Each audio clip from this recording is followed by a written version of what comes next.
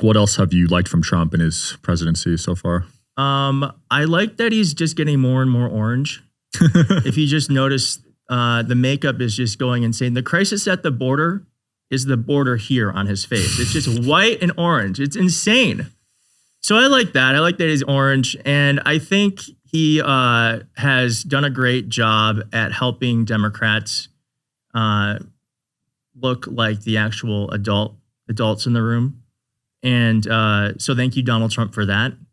And I really don't know how this man is going to make it another 3.5 years. If you just watch him, he's just decomposing. It's got to be. I mean, you've seen those before and after pictures of presidents. It's probably the most stressful job. Well, probably not for him because he's a narcissist, sociopath. He doesn't feel stress in the way that you and I do. So I don't think that ages him, but I think he's just old. He's old as fuck. And so it's becoming more and more apparent in the way that he will just go off on tangents, in the way that he doesn't really care about his appearance. And I mean, I'm sure you saw, like, was it the president of Liberia he was with yesterday? I didn't see that. Was it Liberia? Yeah, president of Liberia. And he was like, "You speak such good English.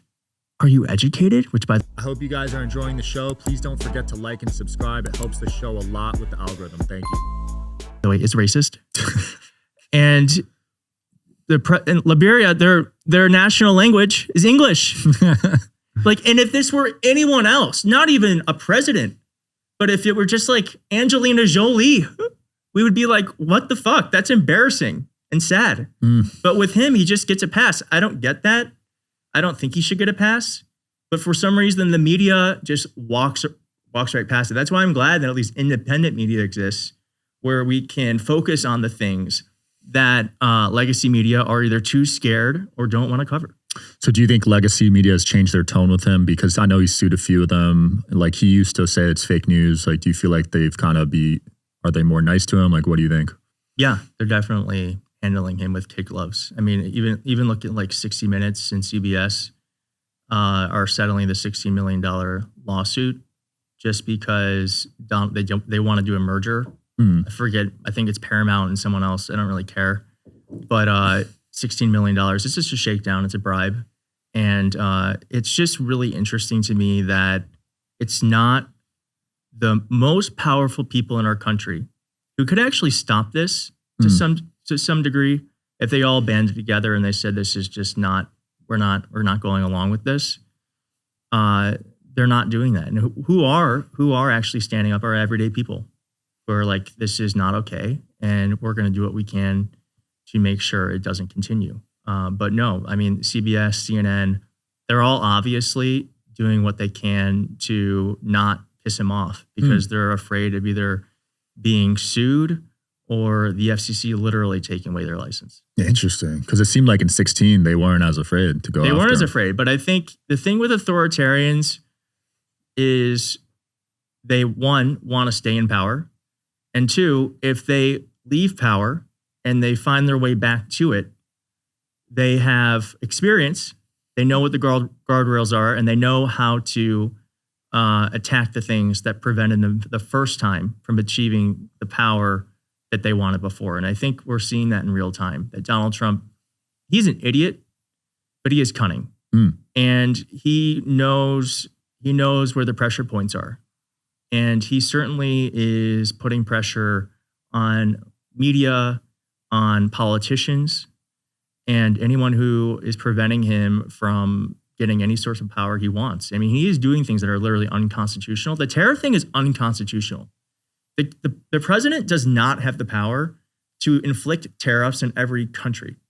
It is an emergency power that is used sparingly. The only group in our country who can actually levy taxes on us or other countries is Congress. And for some reason, no one speaks up about that. But it is insane. And then this is one of the reasons why we don't allow that. Is because it is insane for one person to be able to have all that power. I think, didn't he sign like more executive orders than anyone ever? I don't know if it's anyone ever, but I think it's more at this point than any president has previously. Something like that. Yeah, it was a crazy amount. And he doesn't do it with any nod to the law or any thought about whether or not it's constitutional or illegal. He just does it, and he hopes for the best. He swings for the fences, and every now and then he hits a home run. The Supreme Court is like, fine, whatever, fuck it. You can do that. And sometimes he doesn't. But that's the thing, is like he just continually expands or puts pressure in places where there hasn't been any before. And it puts us as a country in a very vulnerable position where one person has so much power and almost no oversight. There's a few people challenging him right now. One of them's Elon. How do you see that playing out? So here's the thing about oligarchs and dictators is that the dictator always wins. Look at Russia. This is not a new idea.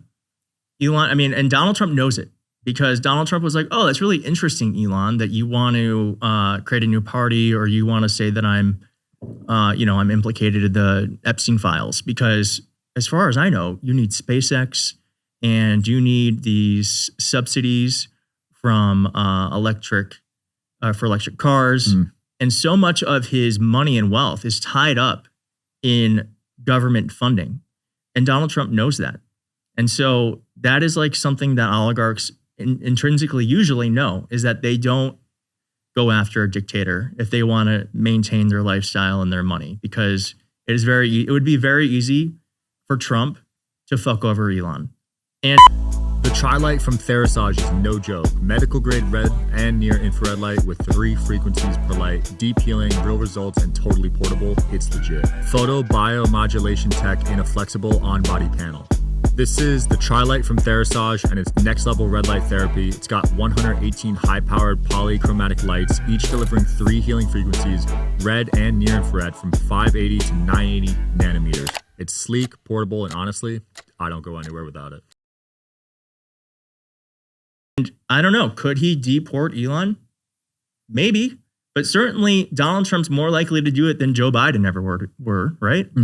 So I do think it's great from a entertainment perspective that Elon Musk is going after Donald Trump, and it's like 2 insane people just like attacking each other online. Sure, that's fun, but I don't think Elon Musk is going to be the winner out of this. And I do think with his new party, at least, he's going to create an opportunity to split the vote on the right if it does come to fruition and he does end up doing this. And I think it will help Democrats, at least in the short term, potentially get a majority.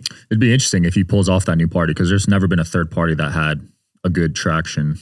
No, but I do think there's, like, I hate to say that it's smart, but I do think it's a smart idea that if we're so closely divided, that if you have 3 senators who are basically the swing vote, and if you have 10 members of Congress who aren't beholden to a party, then suddenly things get interesting, because you actually have to compromise or you have to listen to other people. So I think there's like something to that. Like, I don't think most Americans are against the idea of there being politicians that don't feel like they have to toe a party line and will actually work for compromise and to push legislation that works for the American people. I don't think that's what Elon's creating. I think he wants people who are beholden to him, not people who are looking out for Americans. But I do think it's an interesting idea when things are so divided that you actually don't need to elect that many people or win that many elections to gain a lot of power in divided Congress. I'm going to Charlie Kirk's event tomorrow. What do you think about him? I think he's an unfortunate man. I think he's unfortunate looking. I think he's unfortunate. I think the way that he acts is unfortunate. Wherever you guys are watching this show, I would truly appreciate it if you follow or subscribe. It helps a lot with the algorithm. It helps us get bigger and better guests, and it helps us grow the team. Truly means a lot. Thank you guys for supporting, and here's the episode.